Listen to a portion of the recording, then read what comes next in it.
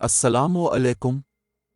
Video शुरू करने से पहले आपसे गुजारिश है कि नीचे दिए गए लाल रंग के सब्सक्राइब के बटन को दबा दें, घंटी के निशान को भी दबा दें और वीडियो को लाइक कर दें। शुक्रिया। हफ्ते की रात हम तीनों बहनें रात देर गए तक जाग कर रात का खाना तैयार करके मैं फारिग हुई तो बावर्ची खाने से निकलते हुए मेरी नज़र दीवार पर लगी घड़ी पर पड़ी। इतनी देर हो गई, मैंने जल्दी से सामने सोफे पर पड़ी चादर पकड़कर अपर ले ली और घर की चाबी पर्स में डालकर घर से निकल गई। रास्ते में ही मगरिब की अजान शुरू हो चुकी थी। बच्चे कहेंगे आज मम्मा हमें ट्यूशन से लेना ही भूल गई। मैं सोचती हुई तेज तेज कदमों से उनके ट्यूशन सेंटर की जानिब बढ़ गई। मम्मा अपने इतनी देर लगा दी। 7 साला रेहान शिकायती नज़रों से मुझे देखते हुए बोला, जबकि 6 साला अन्नम भी मुंह फुलाए चल रही थी। मुझे इसका मुंह देखकर बेसाख्ता हंसी आ गई। अच्छा सॉरी बाबा, आइंदा ख्याल रखूंगी, ऐसी गलती दोबारा नहीं होगी। हम तब मानेंगे आपकी बात जब आप हमें हफ्ते को नानों के घर रहने देंगी।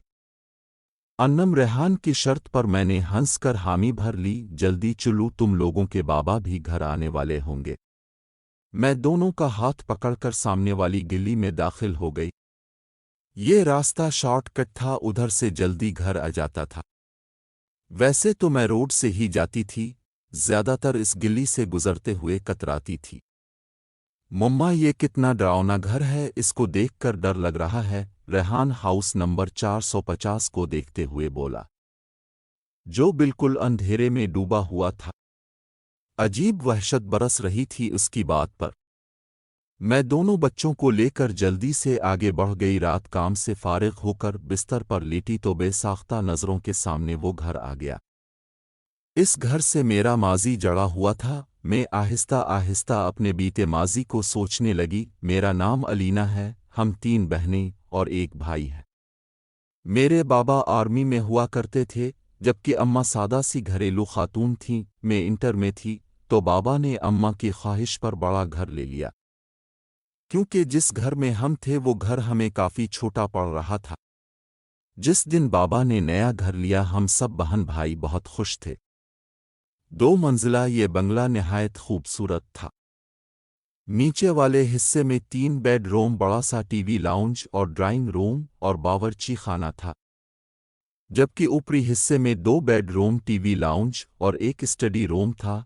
छोटा सा बागीचा था जिसमें नीम और बीर के दरख्त लगे थे और कार पोर्च इतना था कि एक गाड़ी खड़ी हो जाए। मेरी बड़ी बहन महरीन जो मुझसे 2 साल बड़ी थी, और फिर इससे छोटी सना जो 1 साल बड़ी थी, फिर मैं थी और सबसे छोटा हमारा भाई जो इस वक्त 7वीं जमात में था।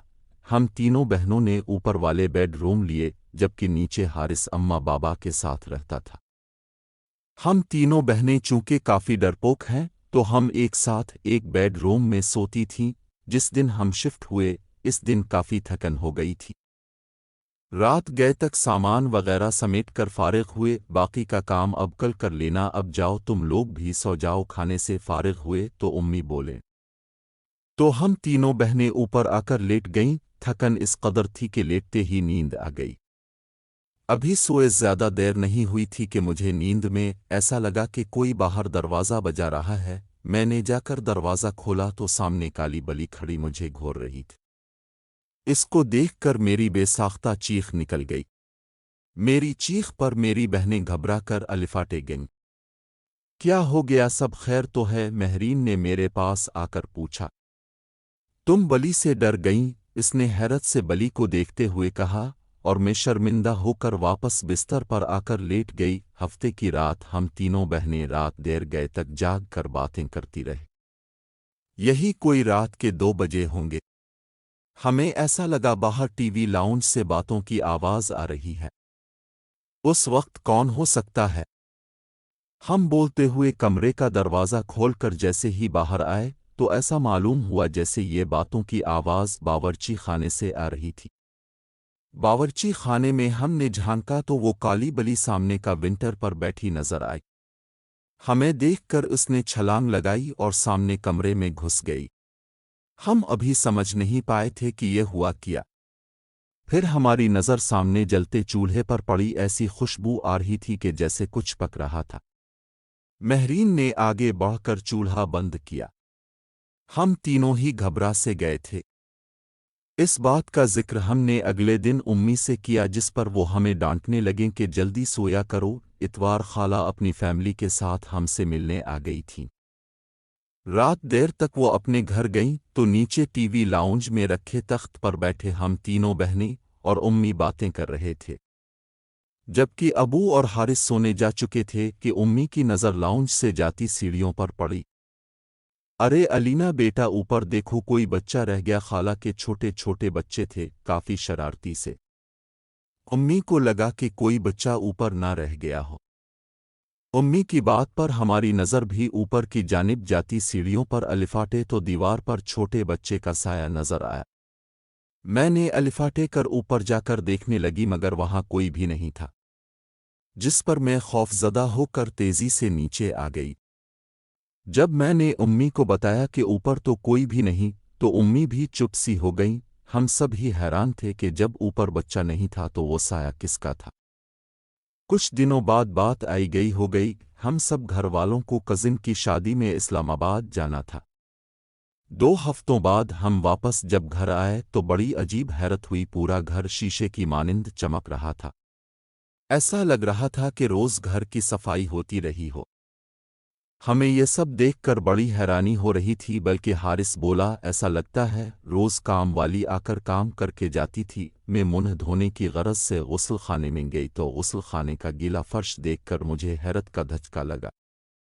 ایسا لگ رہا تھا جیسے کسی نے غسل خانہ استعمال کیا ہو۔ پھر تو یہ معمول بن گیا، گھر کے افراد گھر سے باہر ہوتے تو غسل خانہ بھی استعمال ہوتا، اور باورچی خانے میں بھی رات گئے کھٹر پٹر کی آوازیں آتی ہم لوگوں کو۔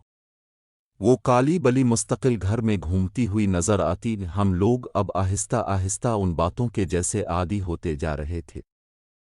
جب وہ ہولناک واقعہ رونما ہوا، جس کے بعد ہم نے فوراً وہ گھر چھوڑ دیا، رات کے کسی پہر امی کی آنکھ کھلی تو انہیں محسوس ہوا کہ چھت پر کوئی ہے۔ وہ سمجھی ہم بہنیں سونے کے بجائے گپوں میں مصروف ہیں۔ وہ دبے قدموں سے چھت پر آئیں، وہاں گول دائرے میں 10-12 عجیب شکل والوں کو بیٹھے دیکھا۔ وہ منظر اتنا خوفناک تھا کہ امی بے ہوش ہو گئیں۔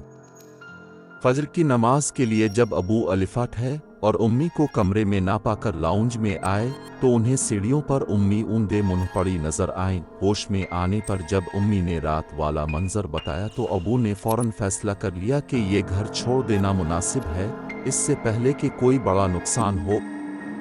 تاہم نے وہ گھر چھوڑ دیا۔ آج اتنے برس گزر جانے کے بعد بھی سوچو تو خوف کی سرد لہر ہمارے جسموں میں دوڑ جاتی ہے کہ ہم 6 ماہ جس کو بلی سمجھتے رہے، در حقیقت وہ ایک جن تھا۔